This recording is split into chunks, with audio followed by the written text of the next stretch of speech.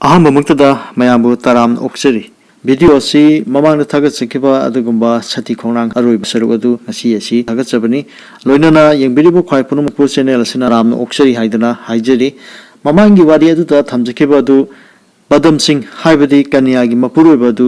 Kumud सिंहाना hall साइदुना थौरांग तौखि महापु हानबगिदमक्ता Kumud Sinha कबोकलै Nawang लोइनना खननैनखिबनी मदुदा Padma सिंहाबु who पिजदना हानबगिदमक्ता लिंदगी लौबा अदुगुंबा महुवमा लुपा चनीद लौरबा मतुंगदा कबोकलैना Padma सिंहादा महांगना who पिजबगी मथौ अदु पांगथोकनबगिदमक्ता कुमुदना हाइखिबनी मदुगी मखा तारकपदु मयाम तामिनरसी नोंमदी कन्यागी मपुरोइबा पदम सिंह अदु लबुक कुमरुगे हाइना थोलकपदा महाकी लोइनबी कन्याना चटखिदनबा थेंगना ngasi ayuk yahorapada rinda devi khoiramge tholokpadasu kwang lakna khongi mangsu yamna nungairamde asigumba khudam changdam asi fatte haina mamangeida pabungna wari sabirami ngasi gi numit asitadi chathok piginu haidana kanyana hairami asumna hairabasu padam singhadi labuk kumda yade haiduna kanyada hairamnaga labukidama chatkhirami हाइरिबा नुमित असि थौदाम कुमुद अमदि महाकि मरुप नवांग लोइनना इने कबोकलै मखोय अहुमना कुपना खनरबा मतुंगदा लुपा चनीद लैखिबा who अदु पनामतब अमदा तैरमि लोइनना हाइरिबा पनामतब अदु कन्या होइगि युमदा कबोकलैना पदम सिंहादा पिजनबा लाक्लमि मतंग असिदा पदम सिंहासु लबुक्ता लाक्पदा कबोकलैगा थेंगनरमि मदुदा कबोकलैना हाइरमि मरम ओइदको इचादी सकना फजबने नवा है नरम चटना फजबने कन्या मराइबुक फैदा सैत्या अदो इमौदो मसक उदबसु कुइरदुना इने न खोरमदा पांगलकलिबनी फरे फरे नंगसु चलो इदो न खोय यौरखिगे सेसे अतै करिसु यौरक्ते पनामतब अमतंग याउरी असि चाखुसे असुमना कबोकलैना हु हापलदुना पुरकपा पनामतब अदु पदम सिंगादा लालम्मी पदम सिंगाना पनामतब अदु लौरगा चारम्मी ngasi idona pijaba pana siti onthokna hawkreda asuk hawba amukta chakhidri ai yam thuna hanjarakani ai laktri phawba aikhoida mata ama tawina kokchawbi kaini he padam singha hu yawba kwa charubada masada humang ana pikarami maduda kabok laina ko ngawbre ibungo asumna hanglami idon aihapu mataw ama tawre humang punchot chole chumnigi panana ko ngawba tanatre संसार से पुमम ममखरे ज्ञान लैसिलक्त्रे इदोन इसिंग खजिक्ते पिथकपियो असुमना हाइरमनगा पदम Sinha खांगबा ngamdraduna लैमाइदा thorough thorough ओलमी कबोगलै पाखलमी तंजा आसिदा महांगना Tumin लैसिलबदी अफबो ओइररोय मा दशा ताब तारि खंदुना मयाम तानबा लौरमी हो कना कना लैबगे नुपा अमा तादुना लैरे सिर माले थुना लाओ असुमना लौरमी असुमना लाउबा सि तारदुना नुपा अनि चेंसिलक्लमी अदुगा हंगलमी करिनो करि तौबगे कनानु तुइबा सिबो कबोलैना नाथोकपा यानब खुमलमी खंगदे अइना असुम लाकपदा लापना तुखिबु उइ हाइदुना चेंसिलक्पदा मंगाइरी अयाक्सु चेंसिलक्लिबा नुपा अनिदुना येंगलुबदा निंथौजन पदम सिंहानि हाइबा खंगलमी पदमदि मसादा अनायक लाइथुंग लैनासु लैबा नते अदुगा मोंग मतवसी चुमनगी कोक ngawbusu mande hainarami चेंसिलक्पा अनि अदुगी मनुंगदा अमन पदमगी मयुमदा पाव हाइरुबदगी पदमगी मामा माधवी अमदि कन्या थुना यांगना यौरक्लमी मचानुपाना उफुल मरक्ता हिप्तुना लैबदु उबदा माधवी ngakलमी अदुगा तौफम खंगदा कौदुना कपलमी कन्यासु मपुरोबिगी मोंग मतौ अदुदा ओंथोकपनिदा अइदि मांगलिदना हाइबुंगो करिनु तौरिबा सिबो असुम हाइना कपलमी पदम सिंहागी मखोंग अमदे मखुट के खुजिन मखैदु मुसुक मुरमी इंगबसु याम इंगलमी कुइना सुमाइना लैरबदी फररोय थुना युमदा पुरगा माइबा कौबना फगन हाइनदुना पदम सिंहाबु मयुम ताना पुरसी हाइनरमी कबोलिसु मतंग साना कन्यादा हाइरमी इबेम कन्या उन्थोकपनी ngasiगी matausi kaithel kaduna kabrang leige lakpani kaithel su kararoy hallage ngasi ichana tukhiba si ubusu aini ihan hali इसा सिंह असिसु अइना कौबनी अइदि पुंगा ngakre nanem namausu inina kauhanbani inesu kuire yumda aduk hallukhige thuna amuk lake asumna hasinaraga kaboklai nanthok hore नुपा नहा अनिदुना पदम सिंहाबु ꯄꯨꯗꯨꯅ ꯃꯌꯨꯝꯗ ꯄꯨꯈꯤꯔꯝꯃꯤ ꯀꯟꯌꯥ ꯑꯃꯗꯤ ꯃꯅꯦꯝ ꯃꯥꯙꯕꯤ ꯄꯥꯈꯠꯅ ꯏꯟꯅꯔꯝꯃꯤ ꯁꯣꯝꯗꯅ ꯀꯕꯣꯛꯂꯩ ꯀꯨꯃꯨꯗ ꯑꯃꯗꯤ ꯅꯋꯥꯡ ꯋꯥ ꯑꯃꯨꯛ ꯈꯟꯅꯔꯝꯃꯤ ꯀꯕꯣꯛꯂꯩꯅ ꯋꯥꯔꯤ ꯁꯨꯒꯥꯏꯅ ꯂꯤꯔꯝꯃꯤ ꯑꯃꯗꯤ ꯃꯥꯏꯕ ꯌꯦꯡꯕꯒꯤꯁꯨ ꯍꯥꯏꯅꯍꯧꯏ ꯍꯥꯏꯗꯅ ꯇꯝꯂꯝꯃꯤ ꯃꯔꯝ ꯑꯁꯤꯅ ꯃꯥꯏꯕꯒꯤ ꯃꯇꯥꯡ ꯑꯁꯤꯗꯤ ꯁꯨꯛꯁꯣꯏ ꯁꯣꯏꯗꯅ ꯑꯈꯥꯝꯒꯤ ꯏꯕꯨꯙꯧ ꯚꯩꯒ ꯀꯧꯔꯒꯅꯤ ꯍꯥꯏꯕꯁꯤ ꯈꯟꯅꯔꯝꯃꯤ ꯃꯔꯝ ꯑꯁꯤꯅ ꯃꯈꯣꯏ ꯑꯍꯨꯝꯅ ꯃꯥꯏꯕꯒꯤ ꯌꯨꯝꯗ ꯆꯠꯁꯤꯟꯗꯨꯅ ꯄꯗꯝ ꯁꯤꯡꯍꯥꯒꯤ ꯑꯅꯥꯕꯒꯤ ꯃꯑꯣꯡ ꯃꯇꯧ ꯑꯗꯨꯁꯨ ꯍꯥꯏꯔꯝꯃꯤ ꯑꯃꯗꯤ ꯄꯗꯝ ꯁꯤꯡꯍꯥꯒꯤ ꯏꯃꯨꯡ ꯃꯅꯨꯡꯅ ꯃꯥꯏꯕꯗꯨꯕꯨ ꯂꯥꯛꯅꯕ ꯄꯥꯎ ꯌꯧꯔꯛꯂꯕ꯭ꯔꯥ ꯍꯪꯂꯝꯃꯤ ꯃꯥꯏꯕꯅ ꯍꯥꯏꯔꯝꯃꯤ ꯄꯗꯝ ꯁꯤꯡꯍꯥꯒꯤ ꯏꯃꯨꯡ ꯃꯅꯨꯡꯗꯒꯤꯗꯤ ꯏ ꯄꯥꯎꯗꯤ ꯂꯥꯛꯇ꯭ꯔꯤ ꯑꯁꯨꯝ ꯍꯥꯏꯅ ꯍꯥꯏꯔꯝꯃꯤ ꯃꯥꯏꯕ ꯑꯗꯨꯗ ꯀꯨꯃꯨꯗꯅ ꯂꯨꯄꯥ 50 ꯄꯤꯔꯝꯃꯤ ꯑꯃꯗꯤ ꯅꯋꯥꯡꯅ ꯃꯥꯏꯕꯗꯨꯗ ꯍꯥꯏꯔꯝꯃꯤ ꯏꯕꯨꯙꯧ ꯍꯣꯔꯦꯟ ꯀꯧꯔꯗꯨꯅ ꯏꯕꯨꯙꯧꯅ ꯆꯠꯄꯤꯔꯒ ꯉꯝꯕ ꯃꯈꯩ ꯍꯣꯠꯅꯕꯗ ꯐꯠꯇꯕ ꯊꯣꯛꯂꯕꯗꯤ ꯊꯕꯛ ꯑꯃꯇꯪ ꯇꯧꯕꯤꯌꯨ ꯃꯗꯨꯗꯤ ꯃꯍꯧꯁꯥꯅ ꯁꯥꯔꯩ ꯍꯧꯕꯁꯨ ꯅꯠꯇꯕ ꯂꯝꯕꯤ ꯂꯝꯈꯥꯡꯗ ꯇꯨꯔꯛꯇꯨꯅ ꯅꯥꯕ ꯑꯁꯤꯗꯤ ꯂꯥꯏ ꯐꯠꯇꯕꯅ ꯌꯩꯕꯅꯤ ꯂꯥꯏꯌꯩꯅꯤ ꯍꯥꯏꯅꯩ ꯃꯗꯨꯅ ꯑꯁꯦꯡꯕ ꯑꯣꯏꯔꯕꯗꯤ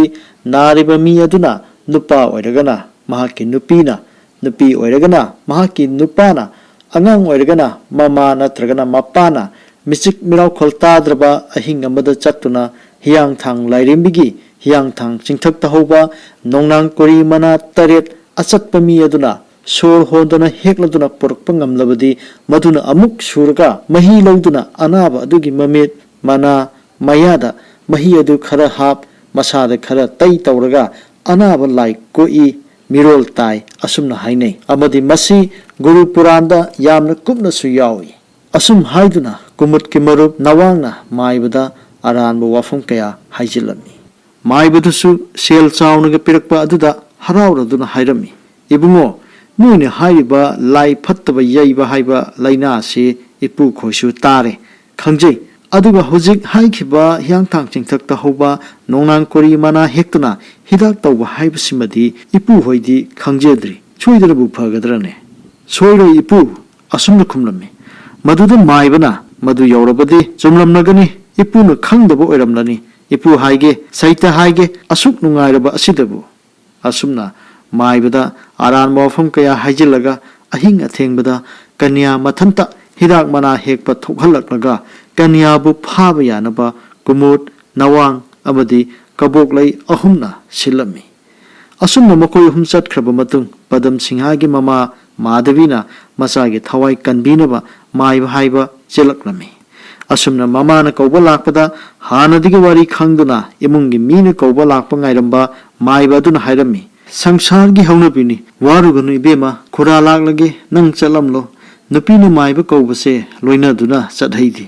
ꯀꯔꯤ ꯀꯔꯤ ꯊꯧꯔꯥꯡ ꯇꯧꯅꯕ ꯂꯥꯡꯊ꯭ꯔꯩ ꯀꯀꯥ ꯈꯔ ꯂꯥꯡꯂꯝꯃꯨ ꯑꯁꯨꯝꯅ ꯍꯥꯏꯅꯔꯕꯗ ꯃꯥꯙꯕꯤꯁꯨ ꯃꯍꯥꯛ ꯍꯥꯜꯂꯝꯂꯒꯦ ꯍꯥꯏꯗꯨꯅ ꯆꯠꯈ꯭ꯔꯦ ꯃꯥꯏꯕ ꯑꯗꯨꯁꯨ ꯂꯣꯏꯁꯟꯗꯨꯅ ꯄꯗꯝꯒꯤ ꯁꯪꯒꯥꯏ ꯇꯝꯂꯛꯂꯝꯃꯤ ꯂꯣꯏꯅꯅ ꯑꯅꯥꯕꯒꯤ ꯂꯥꯏꯑꯣꯡ ꯑꯗꯨ ꯌꯦꯡꯂꯝꯃꯤ ꯃꯥꯏꯕꯅ ꯆꯪꯒꯗꯕ ꯄꯣꯠꯆꯩ ꯀꯌꯥ ꯃꯥꯙꯕꯤꯅ ꯊꯧꯔꯥꯡ ꯇꯧꯗꯨꯅ ꯊꯝꯂꯝꯃꯤ ꯃꯥꯏꯕꯅ ꯂꯥꯡꯊ꯭ꯔꯩ ꯃꯄꯣꯞ 8 ꯀꯕꯣꯛ ꯅꯆꯟ 8 ꯍꯩꯔꯝ 8 ꯂꯩꯔꯝ 8 ꯉꯥꯔꯝ 8 ꯊꯥꯎꯃꯩ 8 ꯐꯤꯔꯥꯜ 8 ꯈꯔꯥꯏ ꯄꯨꯡꯅꯥ 8 ꯄꯥꯟꯕꯗ ꯍꯥꯞꯂꯗꯨꯅ ꯑꯅꯥꯕ ꯑꯁꯤ ꯂꯥꯏꯀꯣꯛꯆꯒꯦ ꯍꯥꯏꯅ ꯂꯥꯏꯊꯧ ꯇꯧꯗꯨꯅ ꯈꯨꯔꯨꯝꯂꯝꯃꯤ ꯑꯗꯨꯕꯨ ꯏꯀꯥꯟ ꯀꯥꯟꯅꯗ꯭ꯔꯕꯗ ꯃꯥꯏꯕꯗꯨꯅ ꯍꯥꯏꯔꯝꯃꯤ ꯂꯨꯏꯗ ꯑꯅꯥꯕꯁꯦ ꯌꯥꯝꯅ ꯀꯟꯅ ꯂꯥꯏꯌꯩꯅꯈ꯭ꯔꯦ ꯑꯩꯅ ꯂꯥꯏꯀꯟꯅꯕ ꯈꯔ ꯋꯥꯒꯗꯧꯔꯤ ꯑꯗꯨꯕꯨ ꯍꯤꯗꯥꯛ ꯑꯃꯇꯪꯗꯤ ꯂꯩ ꯃꯁꯤ ꯂꯧꯔꯨꯒꯗꯕꯗꯤ ꯆꯤꯟꯈ꯭ꯔꯦꯗ ꯃꯥꯙꯕꯤꯅ ꯈꯨꯝꯂꯝꯃꯤ ꯀꯔꯤ ꯍꯤꯗꯥꯛꯅꯣ ꯀꯗꯥꯏꯗ ꯂꯩꯕꯅꯣ ꯇꯥꯛꯄꯤꯌꯨ ꯑꯩ ꯂꯧꯖꯔꯨꯒꯦ ꯏꯕꯦꯝꯃ ꯅꯪꯅ ꯑꯩꯅ ꯂꯧꯔꯨꯕ ꯌꯥꯗꯦꯅꯦ ꯑꯗꯨꯕꯨ ꯌꯥꯔꯕꯗꯤ ꯀꯔꯤꯒꯤ ꯋꯥꯒꯗꯒꯦ ꯍꯥꯏꯒꯦ ꯇꯥꯎ ꯃꯁꯤꯒꯨꯝꯕ ꯂꯩꯅꯥ ꯑꯁꯤꯗꯤ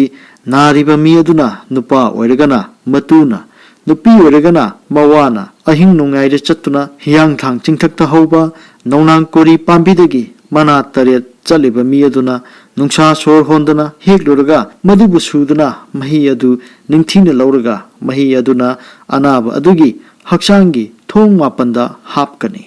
ꯃꯁꯥꯗꯁꯨ ꯇꯩꯒꯗꯕꯅꯤ ꯃꯅꯝꯁꯨ ꯅꯝꯍꯟꯒꯗꯕꯅꯤ ꯃꯗꯨ ꯇꯧꯔꯒ ꯑꯅꯥꯕ ꯂꯥꯏꯀꯣꯛꯑꯦ ꯑꯁꯨꯝ ꯍꯥꯏꯅ ꯂꯩꯋꯥ ꯑꯃ ꯂꯩꯅꯦ ꯇꯣ ꯃꯁꯤꯕꯨ ꯀꯔꯝꯅ ꯏꯁꯨ ꯅꯨꯄꯤ ꯑꯁꯤꯕꯨ ꯏꯆꯤꯜ ꯑꯁꯤꯅ ꯆꯠꯂꯨ ꯍꯥꯏꯒꯗꯕꯅꯣ ꯆꯠꯂꯕꯁꯨ ꯃꯤ ꯑꯅꯤ ꯁꯨꯕꯁꯨ ꯌꯥꯕ ꯅꯠꯇꯦꯗꯣ ꯍꯜꯂꯛꯄꯗ ꯅꯣꯡ ꯉꯥꯟꯕꯁꯨ ꯌꯥꯕ ꯅꯠꯇꯦꯗꯣ ꯋꯥꯐꯝꯁꯤꯡ ꯑꯁꯤ ꯇꯥꯔꯕꯗ ꯃꯄꯨꯔꯣꯏꯕꯕꯨ ꯐꯒꯅꯤ ꯍꯥꯏꯔꯕꯗꯤ ꯈꯟꯖꯗꯨꯅ ꯀꯟꯌꯥꯅ ꯈꯨꯝꯂꯛꯂꯝꯃꯤ Ibudau nanai ahyak chachagani kaidongwai chatkadabano asumna kanyana hanglammi chalu chalu ibema laibak yengnasi laina asigumbasi pangna su thoktabana kanana su chatkhidri handakti laibak yengnasi laina asi hobu numitagi tarungni subu numitta chatkadabani aduna ngasi nini humni asi yengkhisi mafatrabadi soidana chalu asumna hairamlaga maibasu hankhre kanya amadi madabi anido padamgi mong matau yengduna laihowi nongma haukhibana numit tarukni surami padam singhagi anabasu phaba kobu laitri maram asina maibana hairambagi matungina kanya ahing nungyaida hiyang thang chingthak kaduna nongnang kori pamigi mana hekluragi chap yungna lepnami loinana ahing nungyai chatkadabana akiba phanaba haiduna thang suri ama yeptuna kanya hiyang thang tamna ahing nungyai aduda chalami kanyana asumna ahing nungyai da chatpigi tanja ngairiba kumusu mahaki marup nawanga loinana hiyang thang tamna ahing nungyai aduda laklami hairiba matang asida laiga nongdam haibaduni khongjai ani amasu ukhage ningthau leikhidabagi lukha thanaba haiduna mi makop thiba laklami khongjai ani aduna ahing athengbadуда asumna sum lakpada kumut ka nawanga chatkhiba urami maramasina ani asigi manungda ama hatlaga makok adu kaklaga ningthaugi lukha tharasi haiduna inaraklami somda kanya hiyang thang ching yauraduna haijirami he mai bema hiyang thang lairami nanai aidi tolabi pangdrabi pangkhrabi karisu lejadrabini ahing athengbasida thawai khubakta hapchaduna nahaki khya khada ipuroibigi thawai nijegi laksiri maibana talakbigi matungina na saikonda hauriba nonang korigi mana hidak oinaba mana taretang nijegi ima pinabiba hidak aduna maram oiduna ipuroibigi thawai kanbiyu asumna khurumlaga nonang kori mana hekladuna phiji da kirami aduga mayumda hange tawbuda kumutna khamlami chatkhinu ngai khukanya ibima nahakkidamakta ahing thil khangdana chaba thakpa tumba naidana nangna pisak piklingaidigi ngasi phawba asa tawduna lairakpana lamaina chakpugum thawai asi chaklaba aini aigi hakchang ase nangbu nungsibigi maina nongmagi hena chaklakpana hingani haiba ningdri nangi ningthiraba chinglawna imangda leptuna amadi nawahei athamba wahina kumut aigi chakliba maisa asi amukta inghallu asumna hairaklami kanyasu ahing nungyai aduda asumna lairamba asida khanglammi amadi maru lukthana karisu khumdana lairami asumna karisu khumdana laiba aduda kanyabu themduna hokhrbu matamgi wari haibadi kanyana angang oiringaida irakna duna siramgadaba adudagi kumutna thawai kanbikhiba adu ningsing hallami maduda kanya tumil laiba yaraktraduna hairaklami nupa maraktagi mithoi miheliba ayhakti tolabi pangal lejadrabi nupi machani ipuroibana wahoba maichak khallubada khangba ngamdrabini aigi ipuroibadu siba changba khangdana yamna kanna naduna laihori ai chacharagi lambi pinabiyu nongan khrabadi aina pujari bhaidak asi mugul leiroi haina maibana hairei asumna kanyana haijarami maduda kumun amuk hairaklami kanaroi kanya aina hanna haijababu nangna yadrabadi nangi phajapam karimata thokloi napurobiga asado thadoklo mahakti hingdaroidabani soidana siragadabani aigi khujin thorangdagi panaga loinana hu charabani nangbusu mafam asida achikpa ahingda puthokke haibigi maibada insandana thahalakpanine nonang kori manana hu charabami hingba haunadene hojikti nahagase aigi khubakta tarabani aduna nasana yana harauna afaba na pau khumlo asumni kumun hairakpa asida kanyado angakpa amadi sauningba phawrami hairibasing asimangna chumlabadi ahyang khanjaruba honajarubasing asi aremba taraba tanja asida kumutna kanyagi khudang paiduna jingge tawbuda kanyana masanga thokchanaba yeplakpa thang suri adu pairaga kumutta thinge tawrami kumut ngakna chathoklami kanyana hairami khangbra nupa maraktagi nupidagi su henu tolaba aibu khumun chakok maitai chanuni haiba khangra ikutta pairiba surina nangi nathawai lauraga nongsa amomgi ithongna khanghangani khongpham madudagi lengano lenglabadi nathawai mangani asumna ꯑꯃꯨꯛꯇ ꯎꯗ꯭ꯔꯤꯕ ꯃꯑꯣꯡ ꯑꯃꯗ ꯀꯟꯌꯥꯅ ꯅꯨꯄꯤꯒꯤ ꯊꯧꯅꯥ ꯎꯠꯊꯣꯔꯛꯄ ꯑꯗꯨꯗ ꯅꯨꯄꯤꯕꯨ ꯀꯔꯤꯁꯨ ꯂꯩꯇꯅ ꯈꯟꯕ ꯀꯨꯃꯨꯠ ꯂꯦꯡꯕ ꯉꯝꯈꯤꯗ꯭ꯔꯦ ꯃꯁꯥ ꯑꯗꯨ ꯏꯄꯥ ꯄꯥꯈꯠꯅ ꯂꯩꯍꯧꯔꯤ ꯀꯟꯌꯥꯗꯤ ꯆꯠꯈ꯭ꯔꯦ ꯀꯨꯃꯨꯠ ꯃꯊꯟꯇ ꯋꯥꯈꯜ ꯃꯋꯣꯜ ꯈꯜꯂꯛꯏ ꯃꯗꯨꯗꯤ ꯃꯍꯥꯛꯅ ꯑꯐ-ꯐꯠꯇ ꯈꯟꯗꯅ ꯄꯗꯝꯕꯨ ꯍꯨ ꯄꯤꯖꯕꯒꯤ ꯑꯔꯣꯟ ꯑꯊꯨꯞ ꯂꯣꯏꯅꯁꯨ ꯍꯥꯏꯗꯣꯛꯈ꯭ꯔꯦ ꯀꯔꯤꯅꯣ ꯑꯩꯅ ꯇꯧꯒꯗꯕ ꯑꯁꯨꯝ ꯍꯥꯏꯗꯨꯅ ꯂꯩꯔꯝꯃꯤ ꯍꯥꯏꯔꯤꯕ ꯃꯇꯥꯡ ꯑꯁꯤꯗ ꯃꯍꯥꯛꯀ ꯂꯥꯛꯃꯤꯟꯅꯕ ꯅꯋꯥꯡꯗꯤ ꯅꯥꯔꯛ ꯑꯃꯗ ꯊꯨꯞꯇꯨꯅ ꯂꯩꯕꯅꯤ ꯇꯧꯅꯔꯤꯕ ꯉꯥꯡꯅꯔꯤꯕꯁꯤꯡ ꯂꯣꯏꯅ ꯎꯔꯝꯃꯤ ꯇꯥꯔꯝꯃꯤ ꯃꯍꯥꯛꯅ ꯅꯥꯔꯛꯇꯒꯤ ꯊꯣꯛꯂꯛꯀꯦ ꯇꯧꯕꯗ ꯑꯃꯝꯕꯗꯨꯗ ꯊꯥꯡꯁꯥꯡ ꯄꯥꯏꯕ ꯑꯃꯒ ꯊꯧꯔꯤ ꯄꯥꯏꯕ ꯃꯤꯑꯣꯏ ꯑꯅꯤꯅ ꯀꯨꯃꯨꯠ ꯇꯝꯅ ꯆꯪꯁꯤꯜꯂꯛꯇꯨꯅ ꯀꯨꯃꯨꯠꯄꯨ ꯊꯧꯔꯤꯅ ꯊꯨꯔꯒ ꯃꯉꯛ ꯑꯗꯨ ꯀꯛꯂꯝꯃꯤ ꯂꯣꯏꯅꯅ ꯀꯛꯂꯕ ꯃꯀꯣꯛ ꯑꯗꯨ ꯄꯨꯗꯨꯅ ꯆꯠꯈꯤꯔꯝꯃꯤ ꯊꯧꯗꯣꯛ ꯑꯁꯤ ꯎꯔꯤꯕ ꯅꯋꯥꯡ ꯃꯁꯝ ꯆꯞ ꯆꯞ ꯌꯨꯡꯅ ꯍꯨꯃꯥꯡ ꯀꯥꯔꯝꯃꯤ ꯂꯣꯏꯅꯅ ꯃꯌꯨꯝ ꯇꯥꯅ ꯀꯟꯅ ꯆꯦꯟꯈꯤꯔꯝꯃꯤ ꯑꯁꯨꯝꯅ ꯃꯤꯒꯤ ꯐꯠꯇꯅꯕ ꯇꯧꯕ ꯃꯤꯒꯤ ꯃꯥꯡꯅꯕ ꯇꯧꯔꯨꯕ ꯀꯨꯃꯨꯠ ꯈꯣꯡꯖꯥꯏꯒꯤ ꯂꯨꯈꯥ ꯊꯥꯅꯕ ꯃꯀꯣꯛ ꯀꯛꯇꯨꯅ ꯄꯨꯈ꯭ꯔꯦ ꯂꯣꯏꯅꯅ ꯀꯟꯌꯥꯒꯤ ꯅꯨꯄꯥꯕు ꯍꯨ ꯄꯤꯖꯈꯤꯕꯤ ꯀꯕꯣꯛ ꯂꯩꯁꯨ ꯃꯔꯥꯜꯅ ꯅꯨꯃꯤꯠ ꯁꯨꯔꯛꯇꯨꯅ ꯇꯨꯝꯕꯗ ꯃꯪꯂꯥꯛꯅꯗꯨꯅ ꯁꯤꯒꯦ ꯇꯧꯔꯝꯃꯤ ꯃꯤꯀꯞ ꯊꯣꯛꯂꯛꯂꯒ ꯋꯥꯈꯜ ꯃꯨꯟꯅ ꯈꯜꯂꯒ ꯃꯍꯥꯛꯅ ꯇꯧꯈꯤꯕ ꯑꯔꯥꯟꯕꯁꯤꯡ ꯑꯗꯨ ꯈꯜꯂꯨꯕꯗ ꯀꯤꯕꯅ ꯂꯩꯕ ꯌꯥꯗ꯭ꯔꯦ ꯃꯁꯝ ꯀꯣꯛꯊꯣꯛꯇꯨꯅ ꯂꯝꯕꯣꯏꯔꯒꯦ ꯑꯗꯨꯒ ꯕ꯭ꯔꯤꯟꯗꯥꯕꯟꯗ ꯆꯠꯇꯨꯅ ꯂꯩꯔꯨꯔꯒꯦ ꯍꯥꯏꯗꯨꯅ ꯂꯦꯞꯂꯝꯃꯤ ꯅꯣꯡ ꯉꯥꯜꯂꯕꯗ ꯀꯨꯃꯨꯠ ꯂꯩꯈꯤꯗꯕꯒꯤ ꯄꯥꯎ ꯆꯠꯃꯤꯟꯅꯔꯨꯕ ꯅꯋꯥꯡꯗꯒꯤ ꯈꯪꯅꯔꯦ ꯀꯨꯃꯨꯠꯀꯤ ꯃꯄꯥ ꯕꯤꯅꯣꯗꯅ ꯅꯋꯥꯡꯗ ꯅꯇꯥꯎ ꯀꯔꯝꯅ ꯁꯤꯕꯅꯣ ꯍꯪꯕꯗ ꯍꯛꯆꯥꯡ ꯍꯥꯟꯅ ꯂꯧꯔꯛꯈꯤꯁꯤ ꯍꯜꯂꯛꯂꯒ ꯄꯨꯝꯅꯃꯛ ꯇꯝꯖꯔꯒꯦ ꯍꯥꯏꯖꯔꯝꯃꯤ ꯍꯥꯏꯔꯤꯕ ꯅꯨꯃꯤꯠ ꯑꯁꯤꯗ ꯃꯌꯥꯡ ꯌꯨꯝꯐꯥꯜ ꯑꯁꯤ ꯃꯑꯣꯡ ꯑꯃ ꯇꯧꯔꯔꯤ ꯅꯨꯡꯉꯥꯏꯇꯕ ꯄꯥꯎ ꯌꯥꯝꯅ ꯇꯥꯔꯝꯃꯤ ꯃꯗꯨꯗꯤ ꯇꯈꯦꯜꯂꯝꯕꯝ ꯀꯕꯣꯛꯂꯩ ꯃꯥꯡꯈ꯭ꯔꯦ ꯃꯌꯨꯝꯗ ꯂꯩꯇ꯭ꯔꯦ ꯍꯥꯏꯗꯨꯅ ꯈꯨꯟꯒꯤ ꯃꯤ ꯈꯔꯅ ꯊꯤꯅꯔꯝꯃꯤ ꯑꯃꯗꯤ ꯅꯨꯃꯤꯠ ꯈꯔ ꯅꯥꯗꯨꯅ ꯂꯩꯔꯨꯕ ꯄꯗꯝ ꯁꯤꯡꯍꯥꯁꯨ ꯁꯤꯔꯦ ꯍꯥꯏꯗꯨꯅ ꯂꯥꯡꯅꯔꯝꯃꯤ ꯍꯦꯟꯅ ꯉꯛꯅꯔꯤꯕꯅ ꯄꯗꯝ ꯁꯤꯡꯍꯥ ꯄꯣꯠꯂꯣꯏꯅꯕ ꯄꯨꯊꯣꯛꯄꯗ ꯃꯍꯥꯛꯀꯤ ꯅꯨꯄꯤ ꯀꯟꯌꯥ ꯃꯄꯨꯔꯣꯏꯕꯒꯤ ꯃꯇꯨꯡ ꯏꯟꯗꯨꯅ ꯁꯤꯔꯒꯅꯤ ꯃꯅꯨꯡ ꯆꯪꯒꯅꯤ ꯍꯥꯏꯗꯨꯅ ꯇꯧꯕꯗꯒꯤ ꯃꯌꯥꯝ ꯃꯔꯥꯡ ꯂꯥꯡꯅꯔꯝꯃꯤ ꯊꯧꯗꯥꯝ ꯕꯤꯅꯣꯗꯁꯨ ꯀꯨꯃꯨꯠꯀꯤ ꯍꯛꯆꯥꯡ ꯂꯧꯅꯕ ꯍꯤꯌꯥꯡꯊꯥꯡꯗ ꯀꯨꯃꯨꯠꯀꯤ ꯃꯔꯨꯞ ꯅꯋꯥꯡ ꯑꯃꯗꯤ ꯚꯤꯙꯨ ꯄꯨꯗꯨꯅ ꯆꯠꯅꯔꯝꯃꯤ ꯄꯗꯝ ꯁꯤꯡꯍꯥ ꯂꯩꯇꯕꯒꯤ ꯄꯣꯠꯂꯣꯏꯅꯕ ꯇꯧꯕ ꯑꯗꯨꯗ ꯀꯟꯌꯥꯁꯨ ꯃꯅꯨꯡ ꯆꯪꯗꯨꯅ ꯁꯤꯔꯒꯅꯤ ꯍꯥꯏꯕ ꯑꯗꯨꯗ ꯃꯌꯥꯝꯅ ꯈꯥꯝꯅꯔꯝꯃꯤ ꯃꯗꯨꯗ ꯀꯟꯌꯥꯅ ꯍꯥꯏꯔꯝꯃꯤ ꯏꯄꯥ ꯏꯄꯟ ꯄꯨꯝꯅꯃꯛꯇ ꯇꯣꯂꯨꯕꯤ ꯑꯩꯅ ꯈꯨꯔꯨꯝꯖꯔꯤ ꯍꯟꯗꯛꯀꯤ ꯃꯄꯣꯛ ꯑꯁꯤꯒꯤꯗꯤ ꯏꯕꯨꯡꯉꯣ ꯃꯍꯥꯛꯀꯤ ꯃꯅꯥꯏꯅꯤ ꯑꯗꯨꯅ ꯑꯩꯕꯨ ꯈꯥꯝꯕꯤꯔꯒꯅꯨ ꯃꯅꯨꯡ ꯑꯁꯤꯗ ꯆꯪꯖꯗꯨꯅ ꯑꯩꯒꯤ ꯆꯥꯛꯂꯤꯕ ꯊꯋꯥꯏ ꯑꯁꯦ ꯏꯟꯖꯈ꯭ꯔꯒꯦ ꯑꯁꯨꯝꯅ ꯍꯥꯏꯔꯝꯃꯤ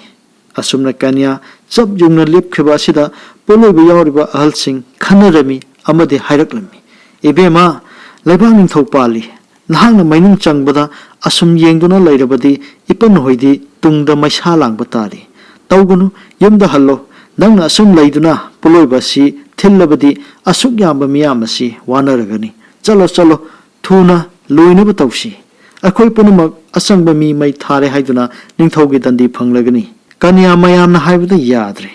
ꯃꯍꯥꯛꯀꯤ ꯑꯄꯣꯛꯄ ꯕꯤꯔꯅ ꯈꯥꯝꯂꯕꯁꯨ ꯄꯥꯕꯨꯡꯅ ꯊꯥꯖꯈꯤꯕ ꯏꯕꯨꯡꯉꯣ ꯃꯍꯥꯛꯅ ꯆꯠꯈꯤꯕ ꯂꯝꯗꯝ ꯇꯥꯟꯅꯖꯕꯅꯤ ꯈꯥꯝꯕꯤꯒꯅꯨ ꯍꯥꯏꯔꯛꯂꯝꯃꯤ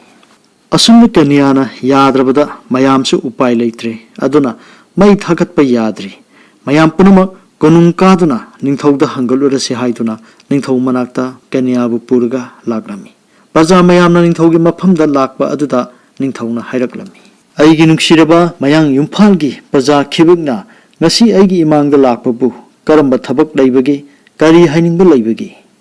ꯑꯁꯨꯝꯅ ꯅꯤꯡꯊꯧꯅ ꯍꯥꯏꯔꯛꯄ ꯑꯗꯨꯗ ꯃꯌꯥꯝ ꯂꯥꯛꯃꯤꯟꯅꯕ ꯑꯍꯜ ꯑꯃꯅ ꯈꯨꯝꯂꯛꯂꯝꯃꯤ ꯏꯅꯤꯡꯊꯧ ꯁꯅꯥꯆꯧꯔꯟꯗ ꯋꯥ ꯍꯪꯒꯠꯆꯕꯗ ꯅꯅꯥꯏ ꯑꯩꯈꯣꯏꯅ ꯊꯧꯒꯜꯂꯣꯟ ꯀꯥꯏꯔꯕꯁꯨ ꯉꯥꯛꯄꯤ ꯍꯩꯕ ꯃꯄꯨꯅꯤ ꯉꯥꯛꯄꯤꯌꯨ ꯅꯅꯥꯏ ꯑꯩꯈꯣꯏꯒꯤ ꯏꯔꯛꯇ ꯌꯥꯎꯔꯛꯂꯤꯕ ꯅꯨꯄꯤ ꯃꯆꯥ ꯑꯄꯤꯁꯛ ꯑꯁꯤ ꯃꯃꯤꯡꯗꯤ ꯀꯟꯌꯥ ꯀꯧꯏ ꯅꯅꯥꯏꯕꯨ ꯄꯣꯛꯄ ꯃꯄꯥꯅ ꯅꯅꯥꯏ ꯑꯁꯤꯅꯤ ꯃꯃꯤꯡ ꯕꯤꯔ ꯀꯧꯏ ꯅꯨꯄꯤ ꯃꯆꯥ ꯑꯁꯤꯒꯤ ꯃꯄꯨꯔꯣꯏꯕ ꯑꯗꯨ ꯁꯤꯔꯦ ꯅꯅꯥꯏ ꯑꯩꯈꯣꯏꯅ ꯃꯩ ꯊꯥꯕ ꯍꯧꯔꯛꯄꯗ ꯅꯨꯄꯤ ꯃꯆꯥ ꯑꯁꯤꯅ ꯃꯅꯨꯡꯗ ꯆꯪꯂꯒꯅꯤ ꯃꯄꯨꯔꯣꯏꯕꯒꯤ ꯃꯇꯨꯡ ꯏꯜꯂꯒꯅꯤ ꯑꯁꯨꯝ ꯍꯥꯏꯗꯨꯅ ꯇꯧꯔꯦ ꯅꯅꯥꯏ ꯑꯩꯈꯣꯏꯅ ꯑꯃꯗꯤ ꯃꯄꯥ ꯑꯁꯤꯅ ꯐꯅ ꯀꯟꯅ ꯈꯥꯝꯂꯕꯁꯨ ꯌꯥꯗ꯭ꯔꯤ ꯑꯆꯪꯕ ꯖꯤꯕꯕꯨ ꯃꯩ ꯊꯥꯕ ꯉꯝꯗꯗꯨꯅ ꯁꯅꯥꯆꯔꯟꯗ ꯍꯪꯒꯠꯆꯒꯦ ꯂꯥꯛꯆꯔꯤꯕꯅꯤ ꯂꯩꯕꯥꯛꯀꯤ ꯃꯄꯨꯅ ꯁꯅꯥ ꯅꯣꯡꯗꯝ ꯇꯝꯕꯤꯌꯨ ꯋꯥꯐꯝ ꯑꯁꯤ ꯇꯥꯔꯕꯗ ꯅꯤꯡꯊꯧꯅ ꯍꯥꯏꯔꯛꯂꯝꯃꯤ ꯃꯃꯥꯡꯉꯩꯗꯁꯨ ꯊꯣꯛꯈꯤꯗ꯭ꯔꯤ ꯃꯇꯨꯡꯗꯁꯨ ꯇꯥꯡꯒꯅꯤ ꯑꯗꯨꯒ ꯅꯨꯄꯤ ꯃꯆꯥ ꯑꯁꯤꯅ ꯍꯥꯏꯔꯤꯕ ꯋꯥ ꯑꯁꯤꯗꯤ ꯌꯥꯝꯅ ꯉꯛꯈ꯭ꯔꯕ ꯑꯃꯗꯤ ꯐꯖꯈ꯭ꯔꯕ ꯋꯥꯐꯝ ꯑꯃꯅꯤ ꯑꯗꯨꯅ ꯏꯄꯨꯈꯣꯏ ꯄꯣꯠꯂꯣꯏꯕ ꯑꯁꯤ ꯅꯨꯃꯤꯠ ꯈꯔꯗꯪꯗꯤ ꯌꯩꯊꯣꯛꯄ ꯇꯥꯔꯦ ꯑꯩꯍꯥꯛꯀꯤ ꯄꯨꯛꯅꯤꯡꯗ ꯆꯤꯡꯅꯕ ꯈꯔ ꯂꯩꯔꯤ ꯀꯔꯤꯒꯨꯝꯕ ꯊꯕꯛ ꯑꯃꯇꯪ ꯌꯦꯡꯈꯤꯕ ꯊꯣꯛꯏ नखोई अहल लमन करी हाइबगे हाय हाय नपी मचा कन्या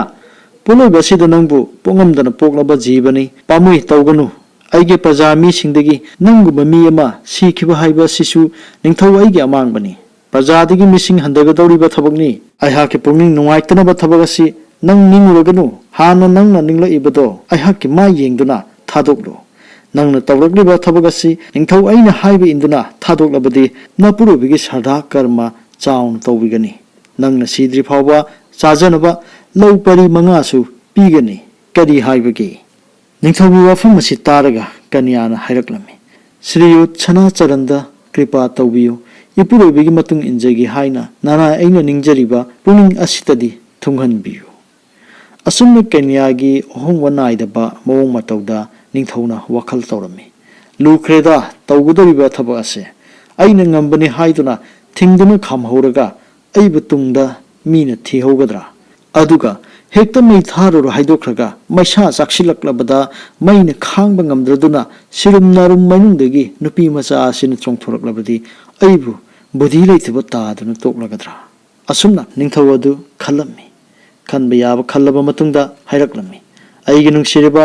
मयांग इम्फालगी प्रजा खिबक्ता अइना हाइजरी हंदकी पोलोइबसी ख्वाइना खरा वारबसु अदु मंगाइरे नुमित मरिनीददी यैथोखिबा तारे नपी मचा असिगी मपुरुबा लैखिद्रिबदो अचिकपा लमजाव अमदा थमु मी कना अमता यावदना महाकी नुपी कन्या असिबु संहल्लु अहिंसु नुंगथिनसु नाइदे मी कना अमता चंगबा यादे मतौ अदुम तौदुना नुमित हुमनी थमगदबने मदुदा नुपी मचा असिना अकी यखंग लैतना मपुरुबिगी नुंगसिबा असि काइबा लैत्रबदी अइंगोंदा पाव अमुक हाइरो मसाना तौजगरोय हाइरक्लबदी पाव अमुक लाक्त्रबसु मपुरुबा अदुतबु पोलोइबिरो असुमना निंगथौना हाइरपगी मतुंगिना प्रजा मयामना कन्या अमदी पदम सिंहागी असिबा मसागा लोइनना लमजाउदा थमम्मी कन्यासु निंखिबा होंगदना अकीबा मचेत यावदना नुमित हुमनी करिसु खंदना लैखी मरीनि सुबा नुमित्ता पोलोइनबा मयामना थौरांग तौरम्मी पोलोइबगी सेम सारिबा अहल अमना हाइरम्मी इबेमा इपन खोइबु वारौगनुको कन्याना हाइरक्लमी इपा इपनसिंग अपुंबा अइना नोंमनिनी वाहलमले वारौबिगनु इबेमा अखोइ करिमता वारौबा लैते असुमना अहल अदुना खुमलक्लमी कन्या Maggi लाइबु खुरुमजरमी महांगना हाइजरमी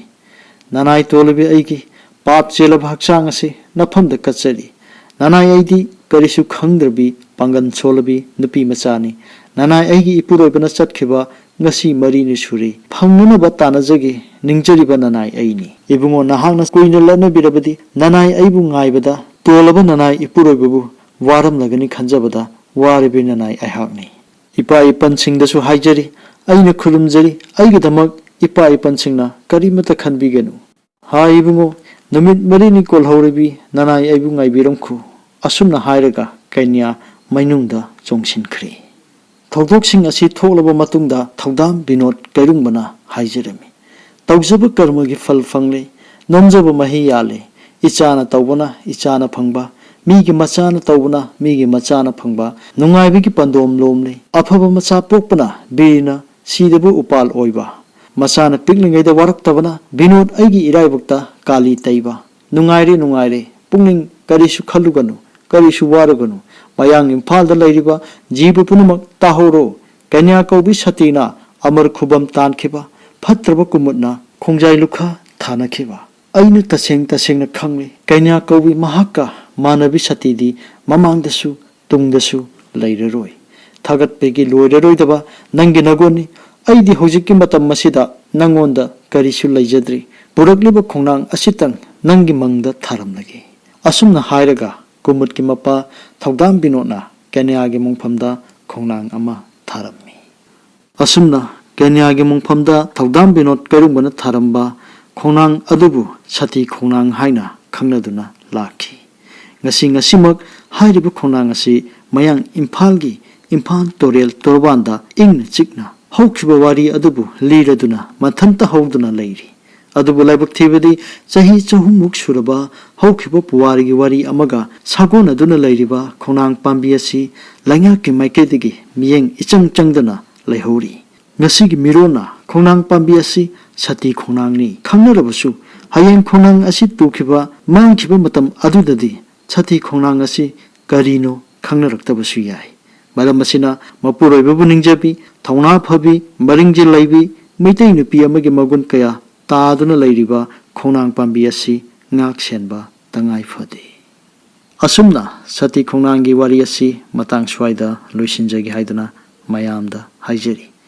hairibu wari asi channel asigi subscriber maraktagi thagat piru haiduna haibirapagi matungina channel asina wari asi tasin khomjinjaraga miyamda kodol tamjabani haiduna thamjari ngasigi wari tabiriba sininaw singna wari asigi ahobadu tabi hogdabo leiragasu ngasigi video asigi mamangda part 1 adu thagat sakibana idana haijiri loinana hairiba video aduge link adasu aigi description da yaurban haidana mayamda haijiri ngasigi video yengberiba sininaw singbu channel asina thagat pu phungdoksari